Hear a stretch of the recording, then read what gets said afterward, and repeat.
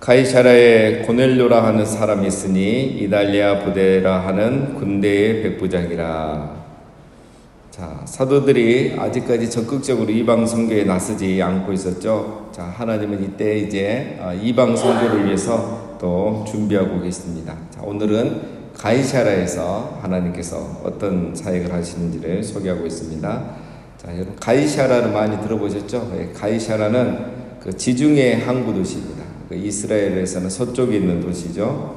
어제 우리가 사론 평야에 대해서 말씀드렸는데 이 서쪽에 있는 사론 평야의 중심지에 있는 곳이 바로 이 가이사라입니다. 그래서 요빠에서부터는 북쪽으로 한 50km, 53km 떨어져 있고요. 헤롯 대왕이 로마 황제를 위해서 이곳에 많은 건축물들을 세워서 지금도 성지순례를 가면 웅장한 건축물이 많은 곳이 바로 이 가이사라이고, 여기에는 로마 총독의 관저가 있습니다. 그리고 로마 군대가 또 주둔하고 있는 곳이고요. 이것은 항구 도시이고 또 이렇게 로마의 중요한 행정 도시이기 때문에 많은 이방인들이 여기에 살고 있었습니다. 성지순례 가보신 분들 알겠지만 지금도 이곳은 화려하고 잔디도 많고 이렇게 나무도 많고 아주 아름다운 그런 도시로 유명합니다. 자, 여기에 이제 이달리아 부대의 백부장이라는 고넬료가 살고 있었습니다. 이 백부장, 이달리아 부대면 한 500~600명, 뭐 많게는 1000명까지도 보는데, 이렇게 하면 이제 백부장이 한 6명 정도 이렇게 있는 것을 보고, 그 중에 한 명이 이제 고넬료이고, 고넬료 밑에 이제 한 100여 명의 군사가 있다고 볼 수 있겠죠. 자, 고넬료가 이곳에서 유대교의 신앙을 받아들였던 것 같습니다. 완전한 개종을 했는지 신앙만 받아들였는지 알 수 없지만 어쨌든 유대교의 신앙을 받고 아주 경건하게 살아가고 있었습니다. 2절, 그가 경건하여 온 지방과 더불어 하나님을 경외하며 백성을 많이 구제하고 하나님께 항상 기도하느니. 자, 고넬료의 경건 생활을 소개하고 있죠. 자, 혼자만 경건한 게 아니라 온 집안이 하나님을 경외했다 이겁니다. 고넬료가 어떤 또 하나의 종교를 이렇게 받아들인 게 아니고 정말 하나님을 믿고 또 유대교 신앙을 받아들여서 정말 온 집안이 하나님을 섬겼다라는 것을 알 수가 있습니다. 그리고 백성을 많이 구제했고 항상 하나님께 기도했다라는 거죠. 자, 구제와 기도에 대해서는 어제 살펴봤습니다. 또 뒤에서 잠깐 말씀드리겠습니다. 자, 항상 이렇게 바른 기도는 선행을 바탕으로 하죠. 그래서 고넬료 기도가 하나님께 상대되는데 그것이 구제와 관련이 되어 있다라고 말합니다. 뒤에서 다시 보겠습니다. 3절, 하루는 제9시쯤 되어 항상 환상 중에 밝히 봄에 하나님의 사자가 들어와 이르되 고넬료야 하니, 고넬료가 주목하여 보고 두려워 이르되 주여 무슨 일이입니까? 천사가 이르되 내 기도와 구제가 하나님 앞에 상달되어 기억하신 바가 되었으니. 자, 고넬료가 제9시쯤 기도하고 있었습니다. 제9시면 오늘 우리로 하면 오후 3시입니다. 그러니까 유대인들은 하루에 3번, 또 적게는 최소한 2번은 기도를 했습니다. 우리로 하면 오전 9시, 정오 12시, 그리고 오후 3시 이렇게 기도를 하고, 그러니까 3번 한 사람 이렇게 하고 2번 한 사람은 오전 9시, 오후 3시 이 시간이 되면 이제 무슨 일을 하다가도 이제 기도를 했던 거죠. 다니엘이 전에 하던 대로 그의 방에 올라가 창문을 열고 예루살렘을 향하여 기도했더라. 그것이 바로 이제 이 하루에 3번, 2번 기도를 말하는 겁니다. 자, 고넬료가 기도를 하고 있었습니다. 근데 천사가 고넬료에게 찾아왔죠. 중요한 말을 합니다. 내 기도와 구제가 하나님 앞에 상달되어 기억하신 바 되었다. 기도만 상달되었다 이렇게 말해도 되는데 내 기도와 구제가 상달되었다. 이것을 또 누가 강조합니까? 누가가 강조하죠. 천사가 이렇게 말했어도 누가가 그냥 너의 기도가 하나님께 상대됐다 이렇게만 기록에 남기면 우리가 모르죠. 근데 누가는 그걸 또 다 기록합니다. 내 기도와 구제가 하나님 앞에 상대됐다. 굳이 구제를 언급하지 않아야 되는데 함께 언급합니다. 고넬료의 기도가 진실되었다는 것을 구제를 통한 그의 삶이 증명해 준다는 것을 누가가 강조한 거죠. 그래서 구제를 해야 여러분 기도가 상달되는 것이 아니라 이미 삶이 경건하다는 거죠. 삶이 기도가 되었다는 거예요. 그래서 고넬료는 무슨 기도를 해도 하나님 앞에 상달되었다 이겁니다.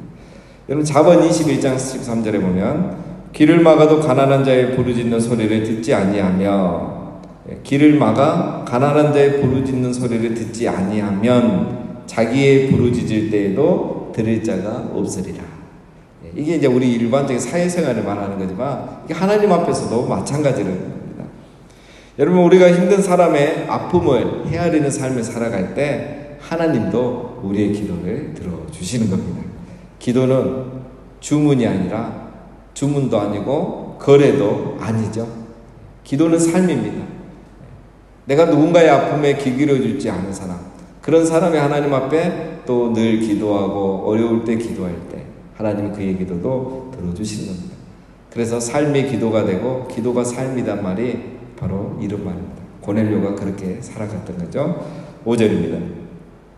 내가 지금 사람들을 요빠에 보내어 베드로라 하는 시몬을 청하라. 그는 무두장이 시몬의 집에 유숙하니 그의 집은 해변에 있다 하더라. 천사는 사람을 요빠에 보내서 베드로를 초대하라고 이렇게 말하죠. 베드로는 시몬의 집에 있는데 시몬은 무두장이고 그의 집은 해변에 있다는 거 자세히 가르쳐 줍니다. 놀랍죠? 왜 이렇게 자세히 가르쳐 줄까? 왜 우리에게는 오늘날 이렇게까지 가르쳐 주지 않는데 이 고넬료에게는 이렇게 가르쳐 주시는가? 항상 어떤 특별한 상황입니다. 이게 그리고 가능하다는 거죠. 그리고 특별한 경우에 이때 가능했단 말은 또 우리에게도 언제든지 가능할 수 있다는 거예요. 그러나 이게 일반적으로 그렇게 되는 건 아니라는 겁니다. 자, 지금은 특별한 상황이죠. 왜냐하면 빨리 이 복음이 이방인에게 전해져야 됩니다. 그러기 위해서는 베드로와 고넬료가 만나야 되죠. 지체할 시간이 없는 겁니다. 지체할 시간이 없어요. 정확하게 이루어져야 되죠.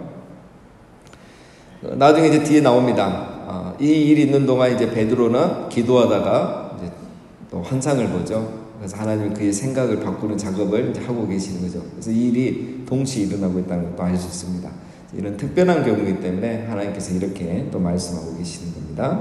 7절 마치 말하던 천사가 떠남에 고넬료가 집안 하인 둘과 부하 가운데 경건한 사람 하나를 불러 이 일을 다 이루고 요빠로 보내니라. 자, 고넬료는 천사의 말에 즉각 순종을 하죠. 하인 2명과 부하 중에 1명 경건한 사람을 불러서 천사의 말에 다 설명해주고 가서 요빠에 가서 베드로를 모시고 오라고 합니다. 자, 이걸 보면 여러분 고넬료가 참 겸손한 사람이라는 걸 알 수 있습니다. 고넬료가 여러분 베드로에 대해서 얼마나 알고 있는지는 모르겠지만 자기는 백부장이고 베드로는 큰 우리 교회 안에서 지금 유명한 사람이지 사회적으로는 그렇게 인정받고 있는 사람은 아니죠. 지배국의 장교가 피지배국의 한 사람을 초청하는 일에 그닥 고민하지 않습니다. 예를 들면 도대체 베드로가 누구지? 한번 알아봐라. 조사해봐라. 나한테 보고해라. 그렇게 하고 생각해보고 또 모셔올 수도 있는데 고넬료가 이 천사의 말을 듣고 바로 순종합니다. 여러분, 고넬료는 이미 이렇게 상당히 오픈된 사람입니다. 그래서 그가 지배국의 고급 장교로서 피지배국에 와서 사는데 그 나라의 종교를 받아들였잖아요. 이게 또 기복신앙이 아니라는 거죠. 온 가족이 하나님을 경외하는 가정인 걸 보면 참된 신앙으로 받아들였다는 겁니다. 여러분, 세계 최고의 최대 강국인 이 로마의 장교가 작은 나라, 이 이스라엘, 정말 작은 나라죠. 유럽에 얼마나 큰 나라들을 많이 정복했습니까? 이런 작은 나라 이스라엘의 종교를 인정하고 받아들인다는 것은 고넬료가 이미 마음이 열려있고 굉장히 겸손한 사람이라는 것을 우리가 알 수 있습니다. 그런 겸손과 또 열린 마음이 결국은 베드로를 초청하게 되고 베드로를 통해서 놀라운 은혜를 경험하게 되는 이 일까지 일어나게 되는 것을 우리가 오늘 보게 됩니다. 9절입니다. 이튿날 그들의 길을 가다가 그 성에 가까이 갔을 그때에 베드로가 기도하려고 지붕에 올라가니 그 시각은 제6시더라. 그가 시장하여 먹고자 하며 사람들이 준비할 때에 황홀한 중에 고넬료가 보낸 사람들이 요빠에 가까이 왔을 때 베드로는 기도하려고 지붕에 올라갔습니다. 이때가 제6시, 그러니까 종오 12시죠. 식사 시간입니다. 근데 식사가 준비가 덜 된 거죠. 아직 준비 중이니까 그 남는 시간을 옥상에 가서 기도하는 것입니다. 자, 우리는 베드로를 잘 알고 있죠. 여러분, 베드로는 어떤 사람이었습니까? 예수님 잡히기 전에 기도하라 해도 기도 안 하고 잠만 잤던 사람이 베드로입니다. 기도해야 될 때 기도하지 않다가 시험에 들었고, 그래서 예수님을 부인했던 사람이 베드로죠. 그런데 그런 베드로가 식사 준비하는 동안 기다리는 그 시간도 아까워서 옥상에 올라가서 기도하는 그런 사람이 된 겁니다. 베드로가 놀랍게 변하게 된 거죠. 나중에 베드로가 흩어져 있는 12지파에게 편지를 보내죠. 베드로전서에 보면은 정신을 차리고 근신하여 기도하라 이렇게 말하죠. 이런 말을 베드로가 왜 하겠습니까? 베드로만이 할 수 있는 말이에요. 사도 바울이 이렇게 하지 않죠. 베드로는 이런 말 할 수 있는 게 있는 이유가 자기가 정신 안 차리고 있다가 기도 안 하고 있다가 시험에 든 적이 있거든요. 그래서 베드로는 정신을 차리고 근신하여 기도하라 이렇게 말할 수 있었던 겁니다. 바로 제대로 이제 성령 충만한 그리스도인이 된 거죠.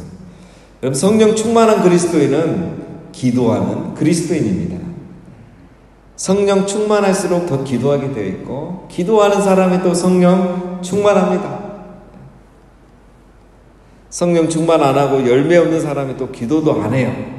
기도한 사람이 또 성령 충만하고 포도나무 예수님께 붙어 있고 열매도 맺는 겁니다. 베드로가 지금 성령 충만한 그리스도의 증거가 바로 이런 거죠. 고넬료가 보낸 일행이 이제 도착입니다. 가이사랴에서 오후 3시쯤 출발해서 다음날 이제 오후 12시요. 지금 베드로가 12시에 기도하고 있으니까 이 시간에 도착했습니다. 가이사랴에서 빌립보는 53km라겠죠. 굉장히 먼 거리인데 굉장히 빠른 속도로 왔다는 겁니다. 걸어와서 이렇게 오기는 쉽지 않고 아마도 이런 그 당시 교통수단을 이용했던 것 같습니다. 자, 11절. 하늘이 열리며 한 그릇이 내려오는 것을 보니 큰 보자기 같고 네 길을 메어 땅에 들이웠더라. 그 안에는 땅에 있는 각종 네 발 가진 짐승과 기는 것과 공중에 나는 것들이 있더라. 또 소리가 있되 베드로야 일어나 잡아 먹어라 하거늘. 자, 베드로도 기도하다가 환상을 봅니다. 큰 보자기 같은 것이 네 모퉁이에 다 매달려져서 내려오는 거죠. 그 안에는 네 발 가진 짐승과 기는 것과 공중에 나는 것들이 있었다는 겁니다.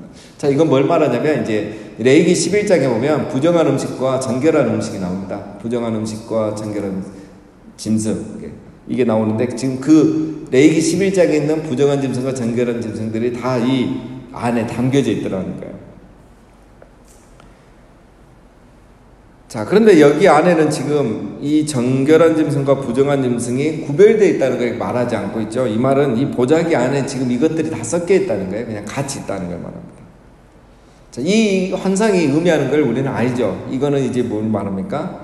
이제부터는 정결한 짐승과 부정한 짐승을 구별할 필요가 없다는 거죠. 하나님의 베드로에게 이거에 섞여 있는 것을 주면서 다 먹으라고 했잖아요. 부정한 거 먹지 말고 정결한 것만 먹으라고 하지 않고 이걸 먹으라고 그랬어요. 그러니까 더 이상 이제 부정한 짐승과 정결한 짐승을 구별하는 것은 의미가 없다라는 것을 보여주기에 이 환상을 보여줍니다. 그래서 베드로에게 일어나 잡아먹으라 이렇게 말하죠. 베드로는 이거를 바로 먹지 못하죠. 천사도 그걸 알 겁니다. 14절. 베드로가 이르되 주여 그럴 수 없나이다. 속되고 깨끗하지 아니한 것을 내가 결코 먹지 아니하였나이다 한데, 또 두 번째 소리가 있으되 하나님께서 깨끗하게 하신 것을 내가 속되다 하지 말라 하더라. 이런 일이 3번 있은 후 그 그릇이 곧 하늘로 올려져 가니라. 자, 베드로는 부정한 것을 내가 지금까지 먹지 않았는데 먹을 수 없습니다 이렇게 말하죠.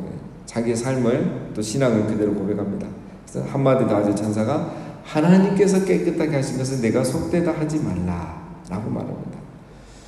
자, 이거는 이제 레위기 할 때 우리가 한번 살펴봤습니다. 그래서 이거는 어떤 하나의 그 시대에 하나님의 어떤 구별에 대해서 거룩에 대해서 가르치기 위해서 주신 거지, 하나님이 창조하신 것 중에 부정한 것이 있는 것은 아닌 거죠. 그러나 베드로는 아직 그런 말씀의 의도를 모르고 율법 그대로 보인 액면 그대로 문자 그대로 지키는 거죠. 그래서 먹지 않았고 이번에도 먹지 않겠습니다 이렇게 말합니다. 자, 이런 일이 벌써 3번 동안 이렇게 있었던 거죠. 자, 그리고 고넬료가 보냈던 일행이 도착을 하고 있습니다. 자, 우리는 이 사건의 의미를 알고 있죠. 그러나 베드로는 아직 모릅니다. 왜 이런 환상이 보였고 또 하나님 나에게 3번이나 이거를 먹으라고 하는지 베드로는 전혀 모르고 있죠. 자, 어제도 우리가 살펴봤죠. 베드로가 지금 무도장의 시몬의 집에 거하고 있죠. 유대인들이 부정하게 여기는 이 직업을 가진 사람의 집에 유숙하고 있는 겁니다. 자, 그것도 베드로는 지금 큰 어떤 의미를 부여하지 않고 있지만, 자, 우리가 이제 내일 본문에 보면은, 자, 이게 왜 이런 일들이 계속 일어나는지, 또 누가가 왜 이걸 의도적으로 이렇게 다 기록하는지를 알 수가 있습니다. 자, 오늘 우리 베드로를 보면서 또 마치 우리도 이렇게 베드로처럼 할 때가 적지 않다는 겁니다, 여러분. 말씀을 지키긴 지키고 열심히 지키는데 자기 수준에서 지키는 경우가 많다는 거예요. 즉 베드로가 그랬죠. 이 레위기 11장의 말씀은 그 시대에 하나님이 필요해서 이스라엘 공동체를 이방인들과 구별시키기 위해서 주신 하나의 율법이죠.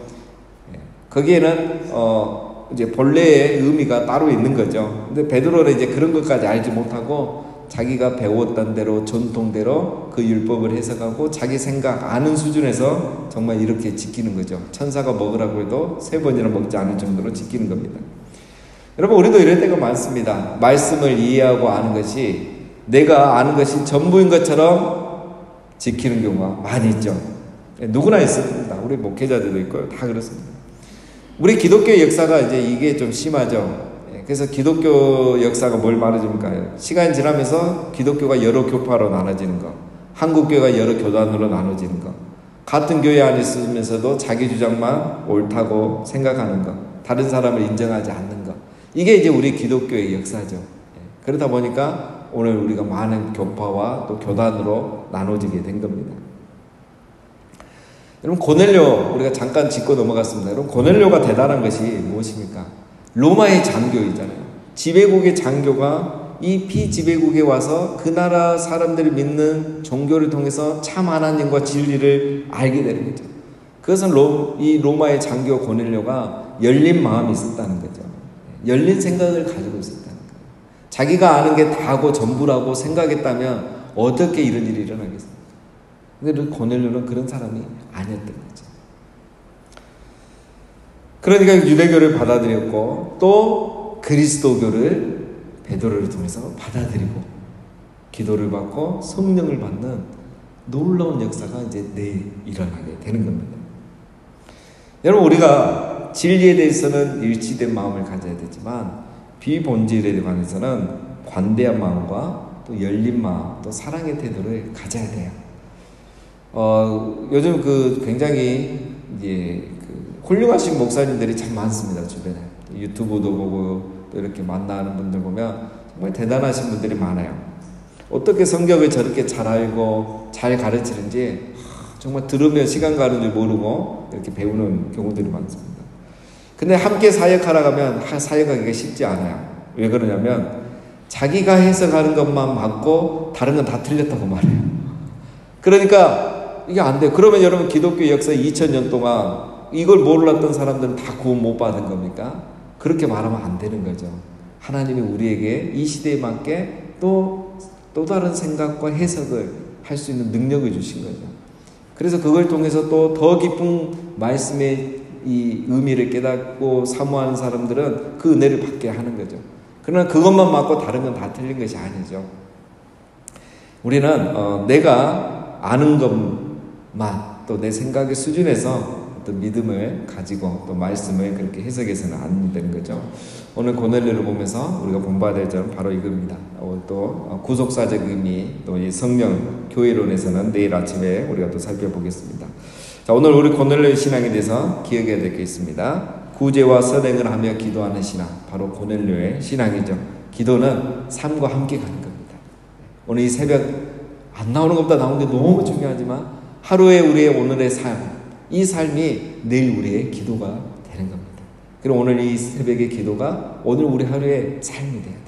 내가 여기서 받을 은혜와 감동이 오늘 하루의 삶이 나타나야 됩니다. 그래서 삶이 기도가 되고 기도하는 대로 살고 삶이 예배이고 삶이 기도인 그런 삶을 우리가 살아가야 되겠습니다. 두 번째는 베드로의 신앙입니다. 기도하지 않던 베드로가 기도하고 기도하라고 하는 그런 사도가 되었습니다. 그러나 베드로, 우리가 계속 살펴보고 있지만 세계관은 바뀌지 않고 있습니다.